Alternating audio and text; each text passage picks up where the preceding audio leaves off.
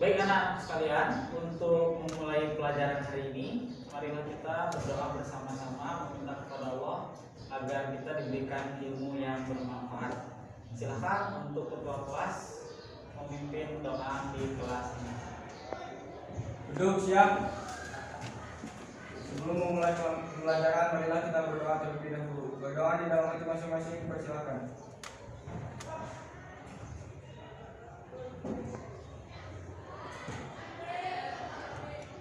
Berdoa selesai. Ucapkan salam. Assalamualaikum warahmatullahi wabarakatuh. Waalaikumsalam warahmatullahi wabarakatuh. Anak-anak sekalian, hari ini yang tidak masuk siapa? Sekretaris. Yang tidak masuk siapa? Sakit. Terus? Adam sakit. Siapa lagi? Nenden sakit. Sakit semuanya, 3 orang. Ya. Kita doakan untuk ketiga orang teman kita yang tadi yang sedang sakit, semoga segera disembuhkan oleh Allah Subhanahu wa taala dan bisa bertemu lagi dengan kita ya. Ya, untuk menambah keberkahan kita di dalam kelas, kita sama-sama membacakan salah satu surat yang ada di juz 30. Suratnya namanya adalah surat Ad-Duha. Siapa yang mau memimpin membaca surat Ad-Duha? Ya, silahkan Siti Ubaidah. Diawali dengan ta'awudz ya, nanti bersama-sama diikuti oleh teman-temannya ya.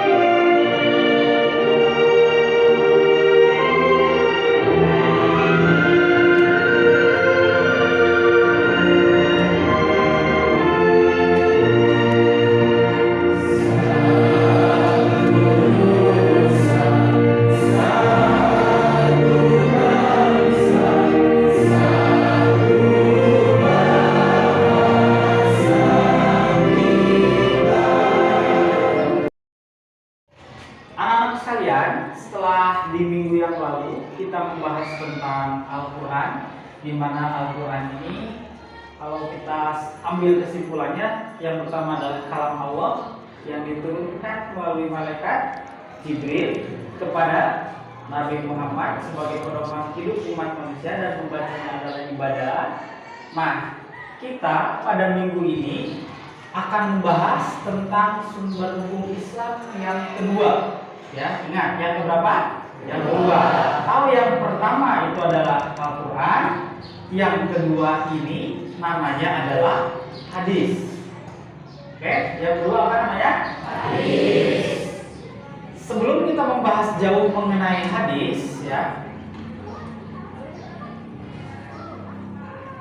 pada pembelajaran ini kompetensi dasarnya bisa dilihat di sini, bisa dibaca ya. Yaitu menganalisis kedudukan Al-Quran, hadis, dan ijtihad sebagai sumber hukum Islam. Adapun tujuan pembelajarannya, nah kalian setelah mempelajari ini ya, nanti kita akan belajar namanya problem based learning ya, problem based learning. Nanti teknisnya akan saya atur. Kemudian setelah kita belajar dengan model tersebut, kalian diharapkan tuh ya, yang pertama mampu meyakini hadis sebagai sumber hukum Islam dalam kehidupan sehari-hari. Kemudian yang kedua, mampu menunjukkan perilaku ikhlas dan taat beribadah sebagai implementasi pemahaman terhadap kedudukan hadis sebagai sumber hukum Islam dalam kehidupan sehari-hari dengan benar. Kemudian yang ketiga, mampu menganalisis kedudukan hadis dalam kehidupan sehari-hari dengan baik. Kemudian yang keempat, mampu mendeskripsikan macam-macam sumber hukum Islam dalam kehidupan sehari-hari dengan benar. Oke ya. Baik. Untuk materinya seperti tadi yang sudah saya bahas di awal, materinya adalah tentang ilmu hadis. Saya mau tanya sebelum saya membahas tentang hadis, apa itu hadis? Ada yang tahu materinya hadis? Oke, silakan. Adit. Hadis ialah hal-hal yang datang dari Rasulullah SAW, bisa berupa ucapan, bisa perbuatan. Yang berupa ucapan ataupun perbuatan yang bersumber atau yang datang dari Rasulullah Shallallahu Alaihi Wasallam. Oke, terima kasih tepuk tangan buat Adit ya. Anak-anak sekalian, dalam perkembangannya hadis itu sangat bermacam-macam ya. Kalau kita dilihat dari seorang perawinya, periwayatnya, ada seorang imam besar dalam hadis itu, yang dimana imam besar tersebut apa yang disampaikan oleh beliau itu menjadi rujukan pertama dalam hadis. Nama imam besar tersebut adalah Imam Bukhari.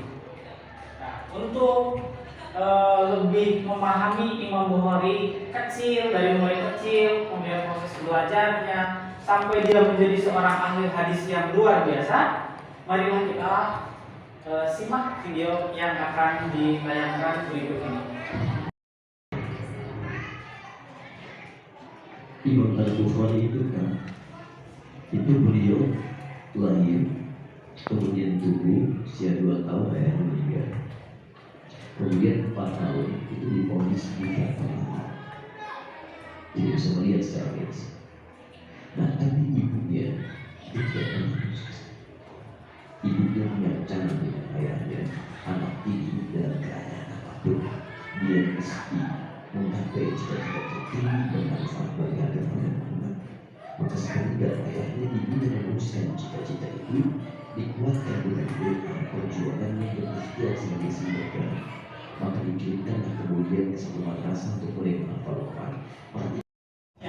Anak sekalian, dalam pembelajaran ilmu hadis ini kita akan menggunakan PBL. PBL itu adalah problem based learning. Nah, di mana nanti ketika proses pembelajarannya kalian akan saya bagi ke dalam 8 kelompok. Karena hari ini ada beberapa siswa yang tidak masuk, jadi satu kelompoknya terdiri dari 4 orang, ya, dari 4 orang.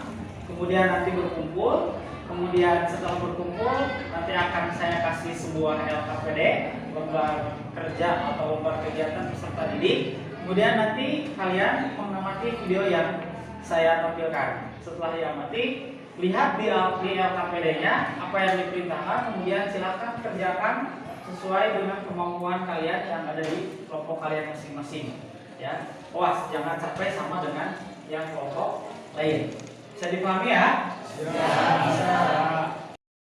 Baik anak-anak sekalian, video yang akan kita review ya, yang akan kita lihat pada hari ini, videonya silahkan disimak dengan baik-baik oleh kalian semuanya. Bila membaca satu hadis berikut terjemahannya, itu cenderung selalu memahami isi hadisnya saja, membaca langsung ke redaksinya saja. Jarang di antara umat Islam yang tergerak hatinya untuk menelusuri siapa sebetulnya yang meriwayatkan hadis ini. Berapa usianya? Bagaimana cara dia meriwayatkannya?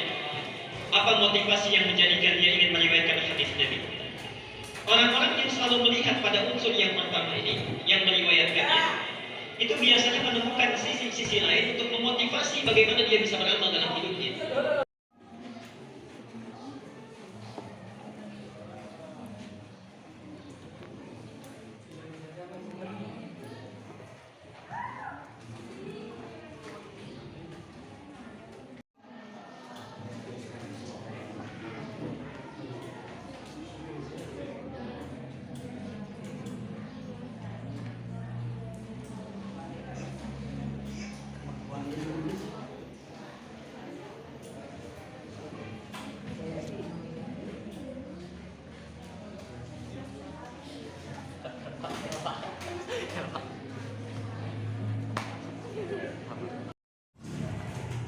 Anak sekalian, setelah kalian tadi berdiskusi dengan kelompoknya masing-masing, untuk sekarang silahkan kalian perwakilan kelompok, 1 orang saja, 1 orang dari tiap kelompok untuk menyampaikan hasil diskusi di kelompok tadi di depan ya, 1 orang di depan untuk menyampaikan hasil diskusinya.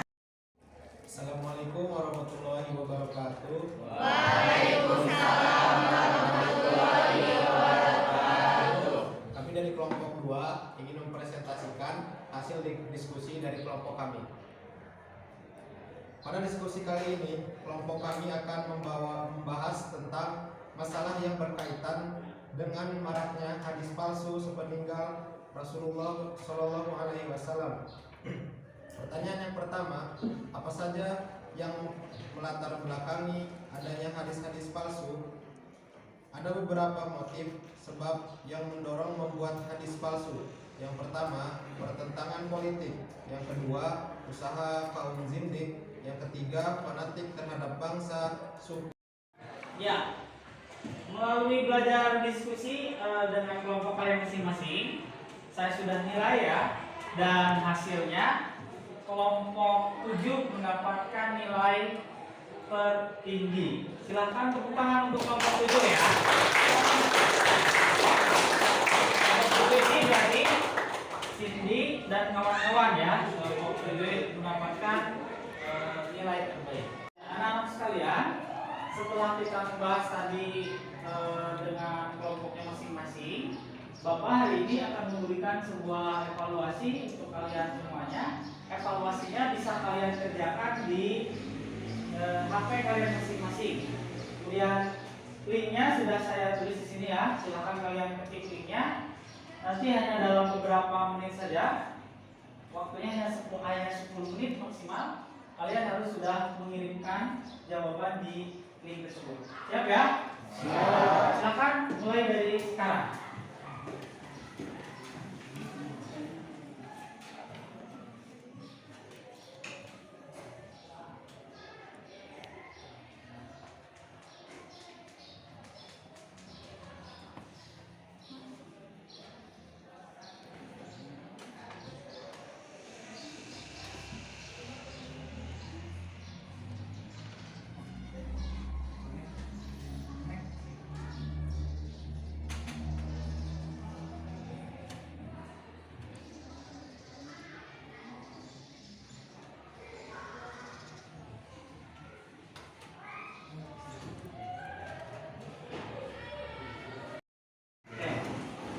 Oke, sebelum kita mengakhiri pembelajaran pada hari ini, marilah kita sama-sama berdoa lagi kepada Allah Subhanahu wa taala.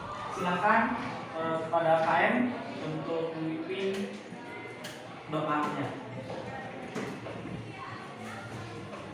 Duduk siap. Sebelum mengakhiri pembelajaran, alangkah baiknya kita mengucapkan hamdalah terlebih dahulu. Pak. Untuk mengakhiri pembelajaran, marilah kita berdoa terlebih dahulu. Berdoa di dalam hati masing-masing.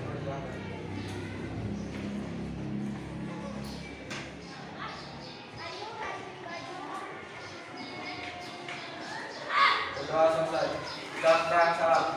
Assalamualaikum warahmatullahi wabarakatuh. Waalaikumsalam warahmatullahi wabarakatuh. Sampai bertemu minggu depan. Semoga dalam keadaan sehat dan tetap semangat ya.